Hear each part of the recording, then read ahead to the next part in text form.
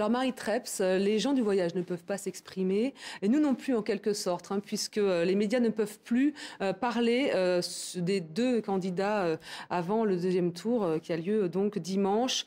Nous parlerons donc de linguistique, une façon de parler politique autrement. Pas question ici d'évoquer les surnoms que désignent François Hollande et Nicolas Sarkozy, mais il y en a plein d'autres évidemment. Une campagne électorale, c'est un peu une foire d'empoigne. Tous les coups sont permis et les noms d'oiseaux volent. Oui, les noms d'oiseaux volent, c'est une période très propice pour observer tout ça. Surtout depuis que les réseaux sociaux existent, c'était beaucoup moins... Cette inflation, elle est récente en fin de compte. Et puis, c'est vrai que les choses se durcissent et que les surnoms, si vous voulez, pour mériter un surnom ou pour écoper d'un sobriquet, c'est-à-dire la version noire du surnom, il faut être célèbre. C'est la notoriété qui produit ça. D'où vient ce besoin effectivement, de donner des surnoms? Disposer d'un sérieux capital de sympathie. Mais qui attire la sympathie, attire aussi la foudre. Et là, les choses se compliquent et même elles deviennent peut-être plus intéressantes. Et ce besoin, c'est, je crois, le besoin de... On peut dire, très simplement, c'est un petit peu le coup de pied dans les fesses de Charlot envers les puissants. Mais c'est aussi, peut-être plus profondément, le besoin de ramener ceux que nous avons placés sur le piédestal de la célébrité dans la sphère proche, dans la sphère des gens comme tout le monde. Les ramener à égalité avec nous pour pouvoir, à ce moment-là, faire une espèce de dialogue faux, puisque on n'est pas en face des hommes politiques pour leur dire, mais pour pouvoir intervenir, on les ramène à nous, à notre petite sphère.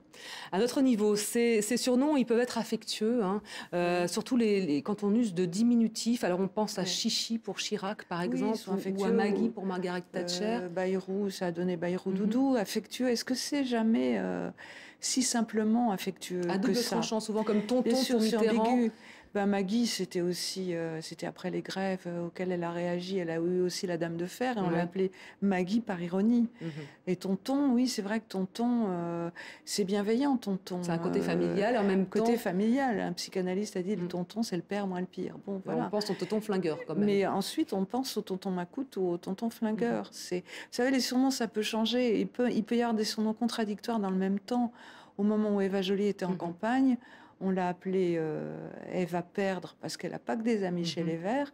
Et très peu de temps après, on l'a appelée Eva Gagner parce qu'elle n'a pas que des ennemis chez les Verts. Et alors, il y a des prénoms aussi qui sont très cruels, ceux qui sont liés au physique plutôt. Des surnoms qui sont liés au physique. Ah oui, alors, ou à des détails. On appelait Pompidou œil touffu, ce qui n'était pas franchement méchant, mais ce qui était effectivement lié au physique. Par exemple, Borloo, quand il a été pressenti pour être Premier ministre, il a changé de coiffure à ce moment. Avant, on l'appelait Colombo, parce qu'il avait un imperméable gris et une espèce de coiffure ébouriffée, on va dire. Un petit air négligé. Et à ce moment-là, on l'a appelé la banane parce qu'il avait une nouvelle coiffure avec une espèce de boucle au-dessus de la tête. Et là, c'était plutôt positif. Et c'était plutôt positif. C'était moqueur aussi, quand même. Je vous remercie, Marie Treps, pour toutes ces explications sur les surnoms de nos politiques. Je vous rappelle le titre de votre livre, La rançon de la gloire. C'est aux éditions Le Seuil. Voilà, merci beaucoup. Merci.